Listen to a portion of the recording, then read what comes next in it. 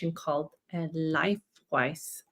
I'm just going to manage my PowerPoint here like this. All right. So LifeWise is an organization that delivers evidence-based services in the occupational psychology area. And we have done so since 2006. We are based in Malmö, Lund, Helsingborg, and there is a contact information to our CEO in case anybody wants to get in touch with us after this session. All right, back to the subject here. When I was preparing these slides, I was thinking, have I experienced a crisis or a traumatic event in my own work life? And of course, we have all endured the long pandemic not so long ago, which has all affected us in both private life and occupational life. But I was thinking, is there anything else that has happened during my working life? And then I remember this time when I was working in Amsterdam in 2002. So it's a very long time ago.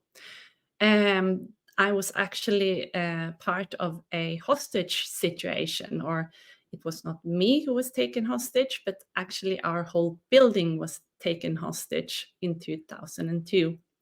There was a violent man, a mentally ill man, that came into our reception, and he took the whole building hostage and didn't let us out from the building.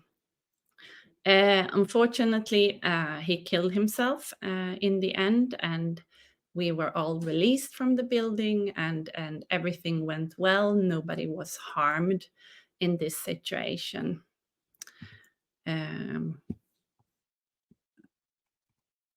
But was it a crisis? Was this traumatic for me?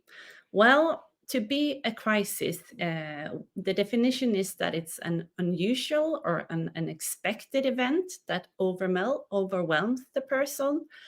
And the normal coping system that we normally use to situation, it's not enough. We don't know how to cope with this situation. It often involves a threat of harm or some kind of loss. It can either be an emotional loss or a physical loss or a social or existential loss.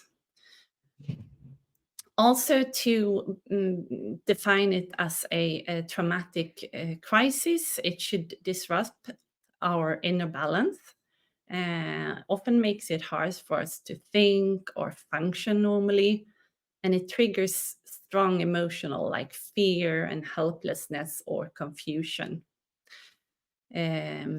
So to be a crisis or a traumatic event, it should be some kind of event that we have not experienced earlier and that we don't know really what to do when we are placed in this situation. So the brain is really a social flight or fight machine that we all use in different situations. And in this stressful situation, we can either run from the situation, we can try, or sometimes we get angry, we try to fight off the situation. And we often take help from the social surroundings around us to get help in this kind of situation. Here is a picture of a brain cut in the middle. It's a plastic image, so those of you that are not so fond of blood or body parts, this is only plastic. This part of the brain is called amygdala, and this is where we first respond to a dangerous event. When amygdala or the alarm center goes off, it actually sends signals straight down to the body. That's why we can actually start to run before that we have cognitively processed that we are in a harmful situation. So if we are out walking in the forest and we see a branch on the ground, for example, and suddenly we jump to the side, it's because our eyes have sent information to amygdala before it has sent information up to the higher processes where we can actually cognitive reflect over whether it's a branch or a snake that we have seen on the ground. This green part here, it's called the hippocampus. This is where we store and where we initiate memories. So where we find information about previous situations. In the front of the brain, it's called the frontal lobes, and it can be explained as the control tower of the brain. This is where the highest function of the human beings exist. These parts of the brain are the parts of the brain that are most different if you compare our brains to other species. So in a stressful event, amygdala is actually shutting down hippocampus, the part that deals with memories, and it can also shut down the frontal lobes. That means that when we are in a difficult situation, we cannot process information in the way that we normally do.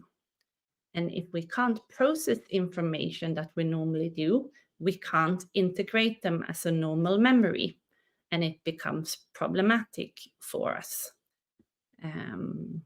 Yes. I just remember that I should have said in the start that I'd love if you have questions along the way, you can write in the Q&A section, and I will keep the last 5 minutes for questions and answers if you have any. All right, sorry about that. Back to the PowerPoint here.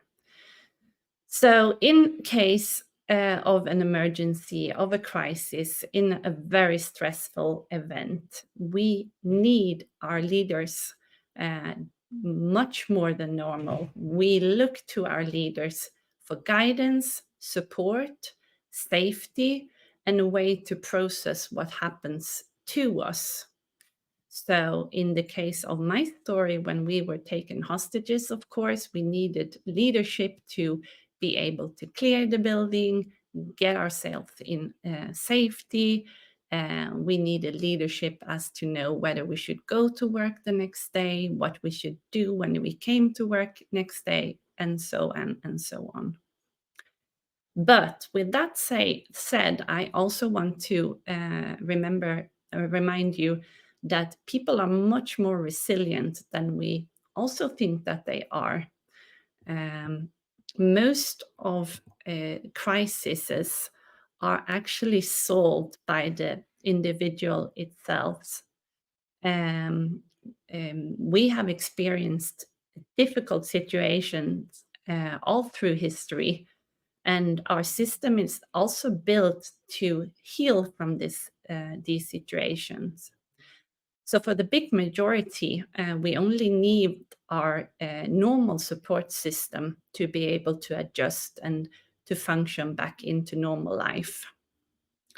Some of us might need some basic resources from the organization. We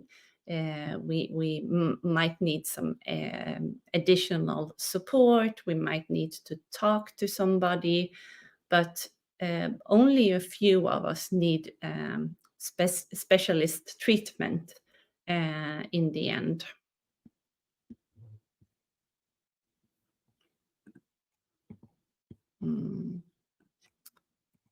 Sorry. So if we look at what types of diagnoses you can get when you have experienced a crisis or traumatic event, we know that about 20 to 25% of people, they develop acute stress disorder. So acute stress disorder is what you experience straight after the crisis, but only around 5 to 6% that have experienced really severe traumatic events develop what we call post-traumatic stress disorder. And we cannot give the diagnosis post-traumatic stress disorder straight after the event, because we know that if you have symptoms, it's not unnormal, it's just like it should be, and therefore we wait until we set this diagnosis. So in natural healing, first of all we need time.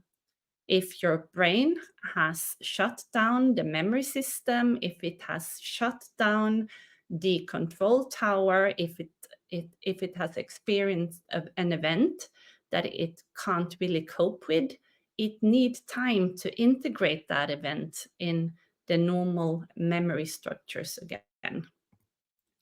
First of all, we need to feel safe. We need to know that this event has stopped and that we are in a place where we can start to process things.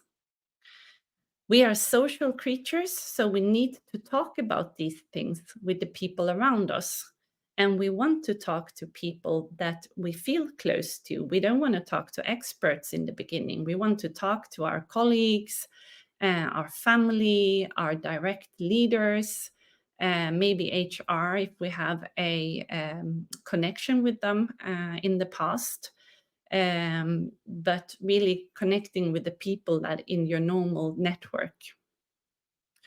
We need to feel compassion from people around us. We need to feel that it's okay that we have reacted in the way that we have during this event. And we need to build a meaning. We need to build an understanding of why it happened and our part of the process, why we reacted the way we did. And we also need to feel secure in feeling our emotions, to sit with our emotions. We know in this time where we are at the moment, a lot of people feel that it's difficult to stay with the emotions. We learn early that it's natural to feel happy and content, and that if we don't feel happy and content, something is wrong. So we often reject other types of emotions like fear, guilt, feeling sad, feeling angry. We don't really know how to process these kind of emotions. And I also want to say, like, these are things that the normal organization can help the individual with just naturally by being in the surrounding of the person. I'm going to go back to see. Yep. All right. So what you can also do in the organization is to set up diffusion settings or diffusing settings. Before we spoke about the debriefing, as you might have heard, and then there came some research that the debriefing actually was harmful for the individual. There was some conflicting evidence, both showing that there was some pros and cons about the briefing, but we have now stepped away a little bit from the briefing and work more on diffusing. So what is diffusing? One can say that it's a conversation. It happens straight after the incident. It's basically between 20 to 45 minutes, so it's not very long. It can be with a manager or somebody that is trained in doing diffusing. And the action is aimed to reducing the initial stress, to calm the group down, to calm the people down, and to normalize reactions, to normalize that we do get strong feelings. We feel fear, we feel shame, we feel guilt, we feel anger after a crisis. And it's good that if it involves the whole team or the group that has been directly affected by the event. Yes. So now I've spoken a lot about the individual being in crisis, but does that actually mean that the whole organization is in crisis? Or what is really the difference? Well, for saying that an organization is in crisis, it needs to be a big event, an impactful event that threatens to seriously disrupt or harm key parts or the entire organization. If it's nothing so seriously, then we can name it more of a complex situation to differentiate the two situations from each other. In a complex situation, so where there is something straining some people in the organization or parts of the organization, but it's not threatening the organization, we have time to take a pause, to ask questions on how to move on. We can try to engage employees, because there are resources in these types of situations out in the organization that we can often use. We have time to be flexible. We can remove obstacles in decision making, and we can try to learn why we are going through these situations. Of course, we also need to look at the psychological overload and that people don't get too stressed in these happenings. But there is a clear distinction between a complex situation and a crisis in an organization. In a crisis, we need to respond in a different manner. We need to have very clear roles. Everyone should know exactly what they are doing and who is doing what.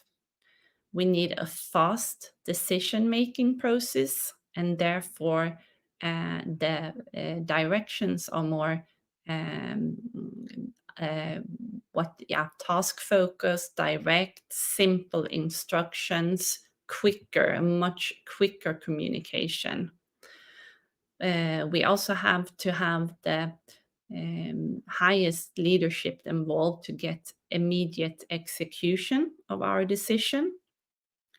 And of course, focus on urgent needs to protect people, key assets, and critical operations within the organization.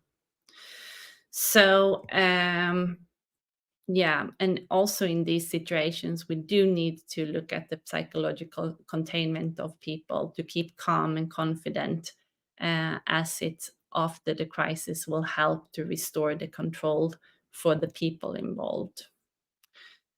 So, what I wanted to say with these slides is that we need to have a dual lens approach when we are in crisis in an organization.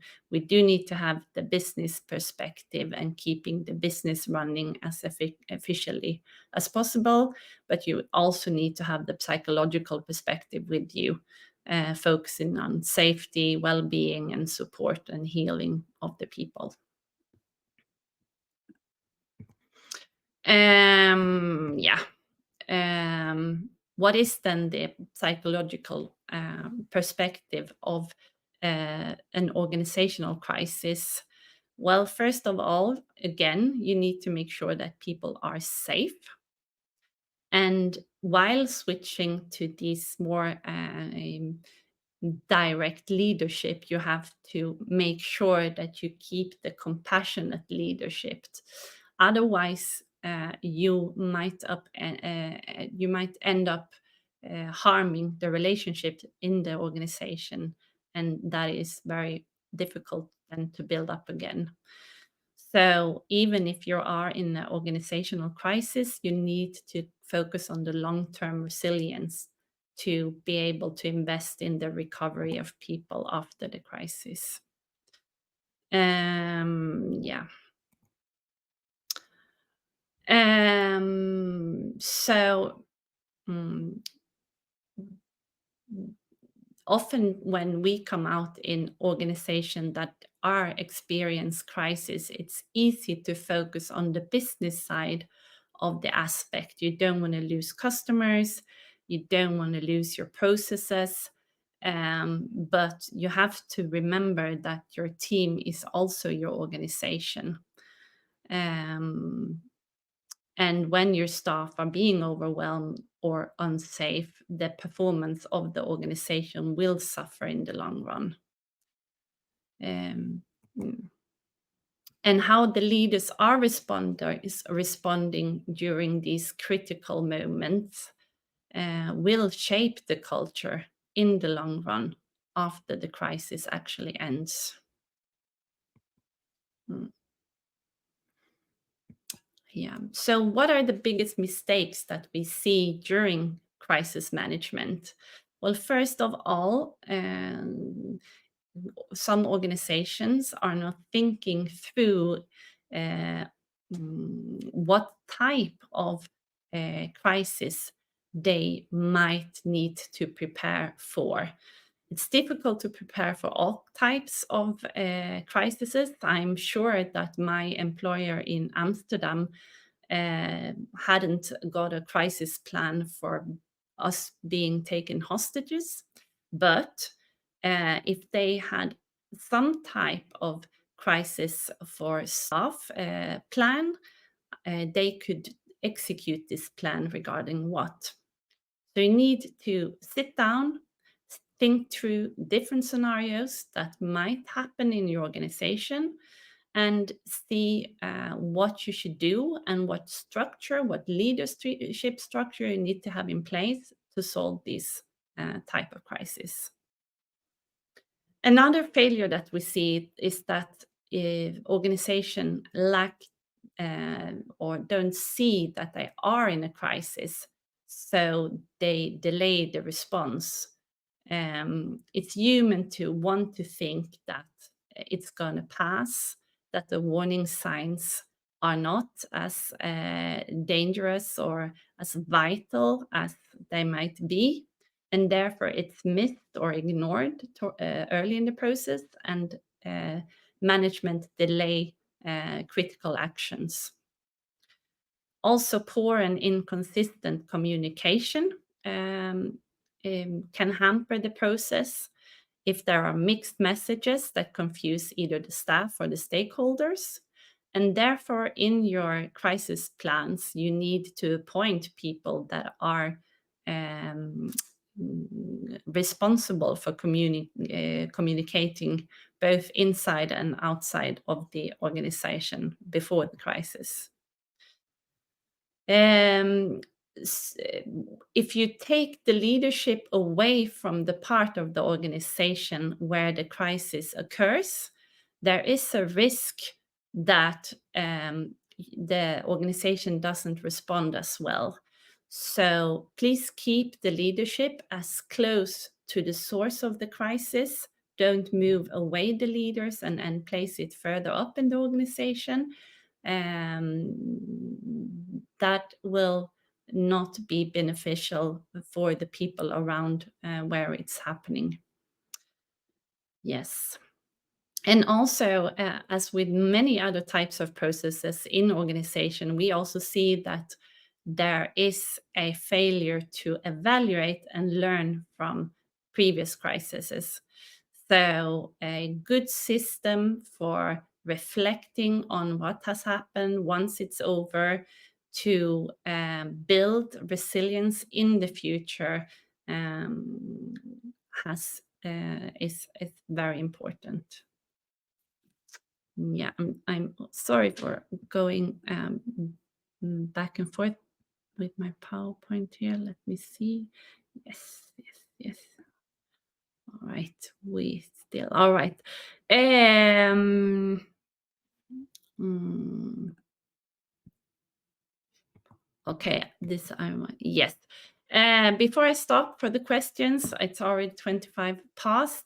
I just wanted to say that LifeWise carries out a lot of these services that we have been talking about today with the crisis management and response intervention.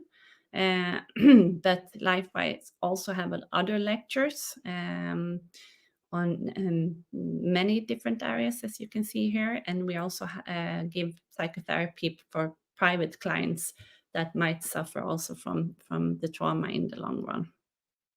Now, I will read your questions, and the first question is uh, is stress works as crisis for our brain? Is stress works as crisis?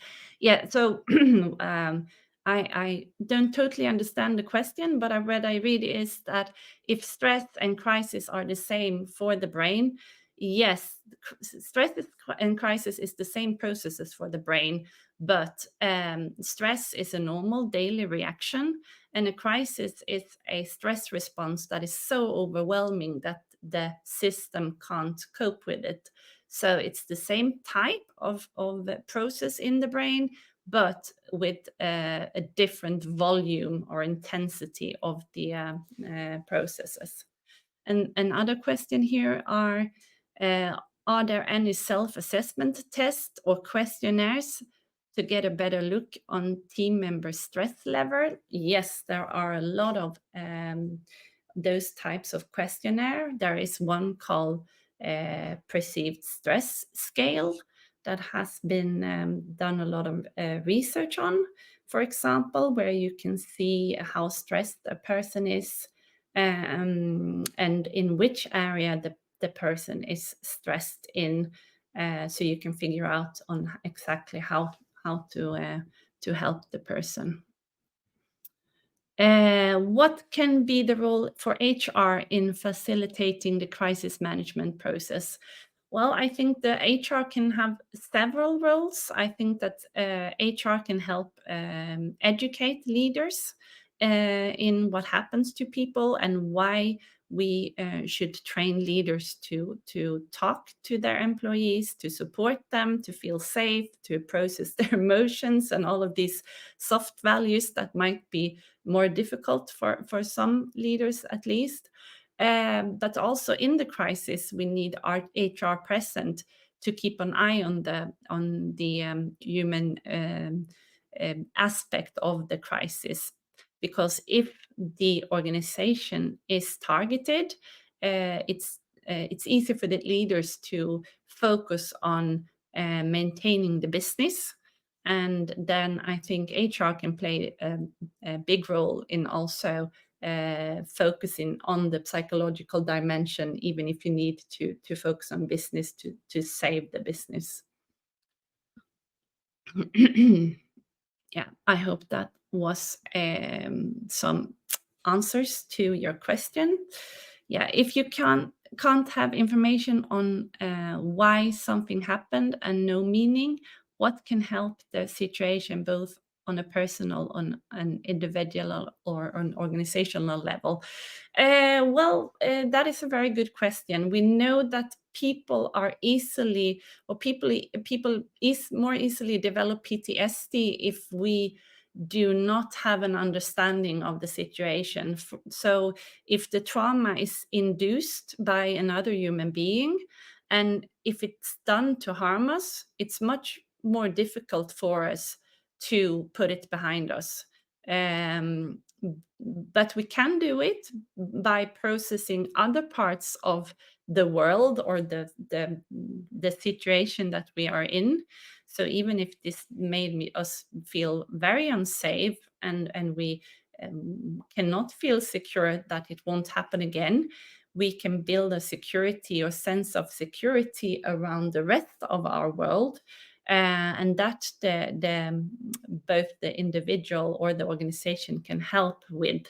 I think also to understand what actually happened, even though it doesn't have a meaning for us, but just to understand episodically what happened during the time can actually have a huge help for us to process it. All right. Thank you very much for listening, and please contact LifeWise if you want further information.